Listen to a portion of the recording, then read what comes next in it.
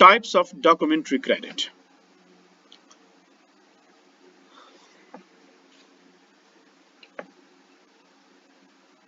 Acha. Basic 2 by 3 by 1. Basic classification.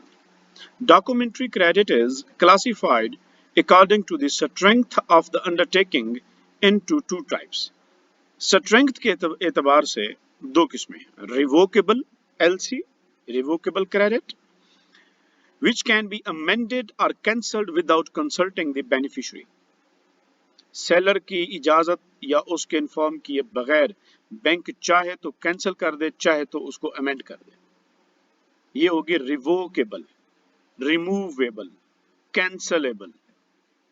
Number 2, irrevocable credit, which cannot be amended or cancelled without the consent of the parties. उनकी इजाजत के बगैर bank, जारी करने वाला bank, issuing bank, ना amend कर सकता है ना कैंसिल कर सकता है. अगर कैंसिल करेगा तो जो बायर है उसका राइट है कि वो उसको कानून में जाकर सू कर दे और कहेगा भी इसने मेरा नुकसान कर दिया इस बैंक ने.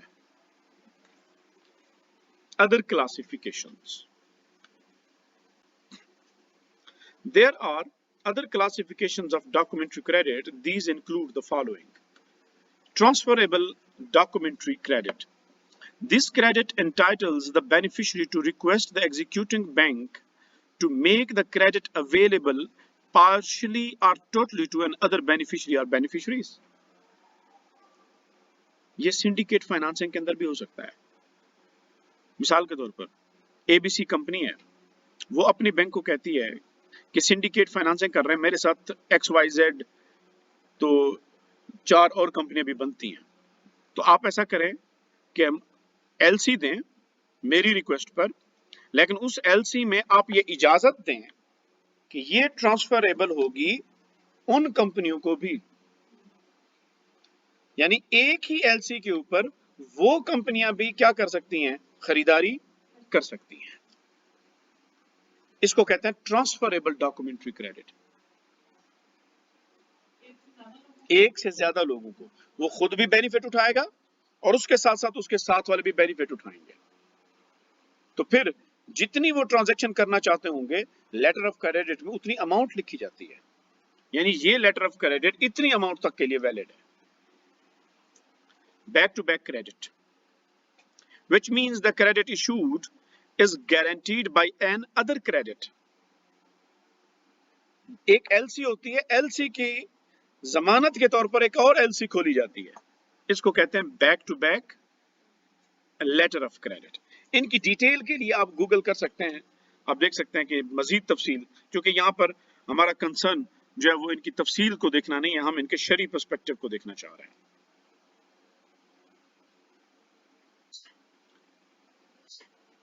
Revolving or renewable credit, which means the beneficiary can repeatedly submit new documents for new operations within the limits of the credit amount and during its permissibility. Revolving LC होगी और उसी एक ही LC के अंदर बार बार document आ जाएंगे एक ही LC के तहत. यानी उस एक LC के तहत 10 ट्रांजैक्शन की करनी है, 10 दफा माल शिप करना है, अमाउंट सेट कर ली जाएगी. LC एक ही होगी, यानी कि 10 दफा अगर आपने शिप करना है तो 10 LC नहीं चाहिए आपको, एक ही LC काम करेगी. Red clause or advance payment credit, whereby the bank is allowed to pay a certain percentage of the credit before submission of the documents against an undertaking by the beneficiary to repay the amount if the goods are not shipped or beneficiary fails to use the credit during the period of its permissibility. वो कहता है कि भाई importer को कि देखो तुम्हारा माल है, ये तैयार करना है, उसके लिए मुझे कुछ पैसा चाहिए एडवांस में. तो फिर उसको एडवांस पैसा दिया जाता है जिसमें वो बेनिफिशियरी, सेलर, एक्सपोर्टर ये वादा करता है कि मैं ये पैसे वापस कर दूंगा अगर तो मैं चीजें प्रोड्यूस ना कर पाया या शिप ना कर पाया या मैं इस क्रेडिट को यूज ही ना कर पाया, वो मेरी जिम्मेदारी है, मैं आपको पैसे वापस कर दूंगा, क्योंकि वो एडवांस में ले रहा है. तो इसको हम कहते हैं red clause LC. Such payment may be made against the letter of guarantee from the beneficiary. Import and export letter of credit, ये इसको हम कहते हैं import export LC. ये भी आप देख सकते हैं उसमें। Local and foreign credit, local भी हो सकता है, लाहौर से इस्लामाबाद वाला भी LC को डिमांड कर सकते हैं। Confirmed and non confirmed credits, confirmed का मतलब ये होता है कि जो एक्सपोर्टर है ना, एक्सपोर्टर का जो अपना बैंक है उसको कहते हैं एडवाइजरी बैंक। उसको क्या कहते हैं? Advisory bank. एक्सपोर्टर का एडवाइजरी बैंक एक्सपोर्टर को कहता है कि इस LC की जमानत मैं लेता हूं, तू माल शिप कर दे। वो वाले बायर, इंपोर्टर वाला बैंक, इंपोर्टर पे करे ना करे, तू परेशान ना हो, तुझे मैं पेमेंट कर दूंगा। इसे कहते हैं कंफर्म्ड LC। अनकंफर्म्ड LC का मतलब होता है कि जिसमें एडवाइजरी का बैंक वो कंफर्म नहीं करता, कि वो ये कहता है कि अगर उसने पे ना किया तो मेरी जिम्मेदारी नहीं होगी। इसे कहते हैं unconfirmed. Partial shipment and non partial shipment credit.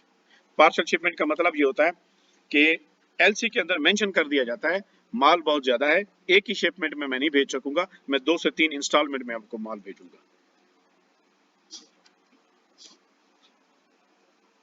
On site और immediate payment credit, deferred payment credit, acceptance credit, negotiable credits, ये सारी की सारी टाइप्स आप इसको देख लीजिएगा। ऑन साइट का मतलब होता है कि इमीडिएट पेमेंट चाहिए होती है, जैसे उसको LC मिलेगी उसको पेमेंट कर दी जाएगी।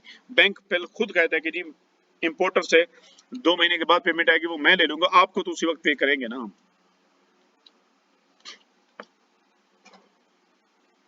डेफर्ड में डेफर होता है, वो खुद लिखा होता है कि पैसे आपको बाद में मिलेंगे। सिंडिकेटेड क्रेडिट, ये पहले डिस्कस कर चुके हैं कि सिंडिकेट फाइनेंसिंग में होता है, सिंडिकेटेड क्रेडिट होता है। फिर कोई एक बैंक नहीं देता, ये LC पे 4 से 5 बैंक मिलकर हर बैंक अपने हिस्से की अमाउंट का हिसाब लगाकर लेटर ऑफ क्रेडिट जारी करता है। लेकिन ये लेटर ऑफ क्रेडिट एक ही नहीं होता, फिर ये LC 4-5 इकट्ठी होती है, ये हर बैंक अलग से देता है। या वो एक ही डॉक्यूमेंट तैयार कर लेंगे जिन पर सारी बैंकों के लोगोज होंगे, सारी बैंकों के मेन बंदों के दस्तखत होंगे। स्टैंड बाय क्रेडिट, इसको गारंटी क्रेडिट भी कहते हैं। The credit resembles a letter of guarantee with a clause that payment is conditional upon the beneficiary's failure to perform. अगर तो एक्सपोर्टर नाकाम हो गया, ना बेच सका, तो हम जो है वो इसकी आपको गारंटी देते हैं।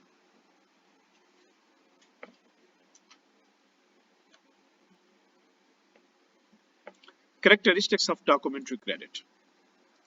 Dealing in documentary credit takes place on the basis of the documents alone. वो कहता है हम ये चीज नहीं देखते कि क्या चीज जा रही है, कौन सी चीज जा रही है, जाने में जो जिस चीज के ऊपर LC दे रहे हैं वो मैन्युफैक्चरिंग गुड्स है, वो कपड़े हैं, क्या चीज है। वो कहता है हम कमोडिटी को नहीं देखते, ये सिर्फ और सिर्फ डॉक्यूमेंट्स के ऊपर इशू किया जाता है। And is executed without reference of the goods. Documentary credit in the essence makes it binding for the bank to execute credit whenever the beneficiary presents within the duration of the validity of the contract the documents required by credit and conforming to the institutions. ये जो documentary credit होता है, ये bank पर लाजिम कर देता है कि जब भी ये डॉक्यूमेंट्री क्रेडिट आपके सामने पेश किया जाएगा एक्सपोर्टर की तरफ से, तो आपने क्या करनी है, पेमेंट कर देनी है। ये उसके ऊपर बाइंडिंग होता है। बशर्त क्या होती है, शर्त ये होती है कि भाई वो टर्म्स एंड कंडीशन पूरी होनी चाहिए।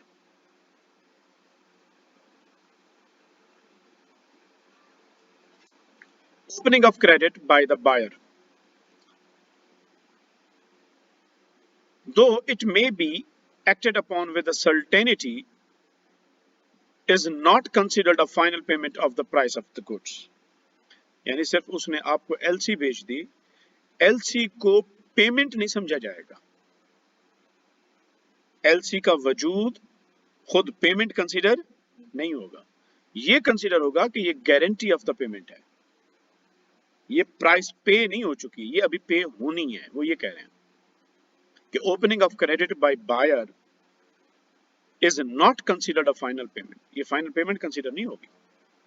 The buyer remains liable for the payment, और वो इस LC के इशू करने के बावजूद बायर क्या रहेगा, जिम्मेदार रहेगा पेमेंट करने का, until the bank pays the value of the document, जब तक के इशुइंग बैंक उसको पे नहीं कर देता.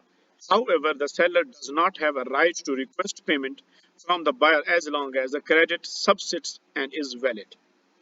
यानी एक्सपोर्टर को एलसी मिल गई, उसने माल भेज दिया. एक्सपोर्टर के उस एलसी के ऊपर लिखा हुआ था फुला तारीख तक ये पेमेंट पे हो जाएगी.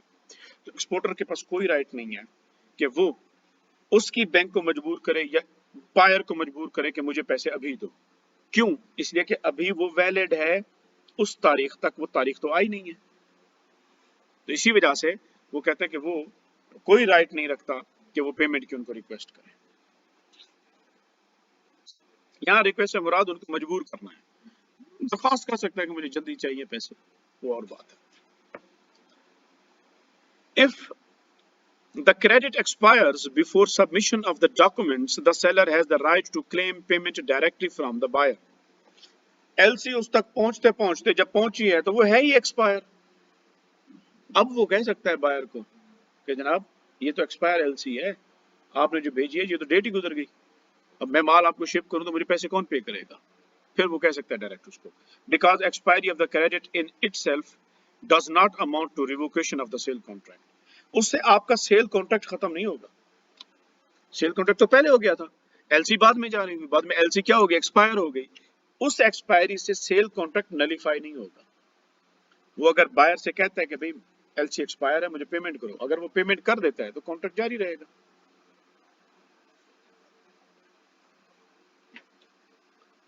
The bank is obliged to pay the value of credit. The bank is obliged to pay the value of credit to the beneficiary when the latter presents the documents that conform to the instruction. जैसे ही exporter वो document पेश कर देगा bank को और वो LC के अंदर उसके मुवाफिकत पाई जाती है तो फिर वो क्या हो जाएगा, उसको पेमेंट कर देगा.